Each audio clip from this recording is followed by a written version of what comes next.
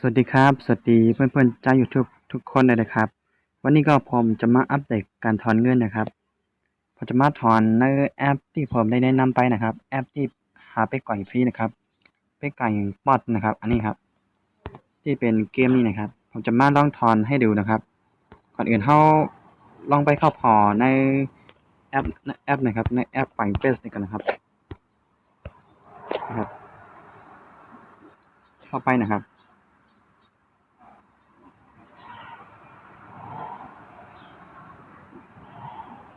จะมาลองถอนให้ดูนะครับว่ามันจ่ายจริงหรือเปล่านะครับนะครับตอนนี้ผมมีอยู่0.00001นะครับ BTC นะครับเดี๋ยวผมไปถอนมาให้ดูนะครับนะครับผมจะเข้าไปในแอปนะครับเข้าไปในแอปนะครับกดเข้าไปนะครับว่ามันจะเวลาเท่าไหร่นะครับมันจะจ่ายไว้หรือเปล่านะครับ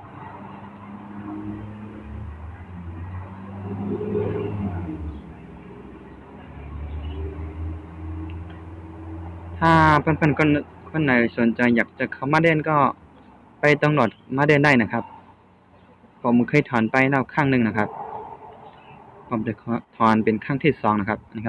แล้วก็กดเข้าไปที่นี่นะครับที่นี่นะครับตอนนี้ผมก็มีเหรียญอยู่ที่420,000นะครับ421,900นะครับผมจะถอนใบหมดนะครับจะกดถอนนะครับกดถอนนะครับแล้วก็กดที่นี่นะครับที่นี่ก็จะเป็นที่ไปก่อยที่เราจะได้นะครับ422นะครับแล้วก็ที่นี่ก็กดที่นี่ครับนั่นก็จะเป็น Gmail ของผมครับ Gmail ก่อยเฟซของผมนะครับเราต้องเช็คก่อยเฟซนะครับก่อนเราจะมาถอนนะครับกดเลยครับแล้วก็กดโอเคนะครับโอเคนะครับ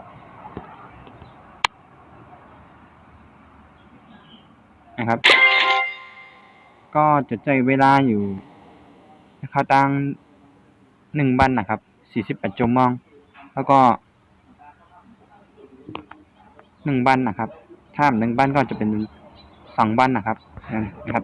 ต้องรอนะครับเดี๋ยวถ้ามันจ่ายเวลาไหนผมจะมาอัปเดตอีกทีนะครับมันจะได้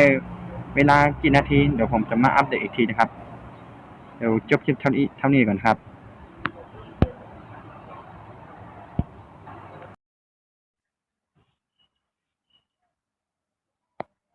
วันนี้ก็เงินเข้าเรียบร้อยนะครับแต่ว่าผมผ่านไปเวลา10 โมงครึ่งนะครับวันนี้ก็เข้ามาแล้วนะเข้ามาเวลา2 โมงนะครับเวลา2 โมงตอนเช้านะครับจะเป็นอันนี้นะครับเดี๋ยวผมให้ดูนะครับผมเข้าไปในก่อยเป็ดนะครับอันนี้นะครับ430ปลายนะครับมันเข้ามานะครับเดี๋ยวผมให้ดูนะครับอันนี้ครับเข้ามาเวลา2 โมงนะครับแล้วก็วันนี้วันที่18นะครับผมถอนแต่ว่าวันที่17นะครับไม่ถึง1 วันนะครับจ่ายเร็วมากนะครับต้องจ่ายนะครับเดี๋ยวผมว่าเข้าไปดูในแอปนะครับ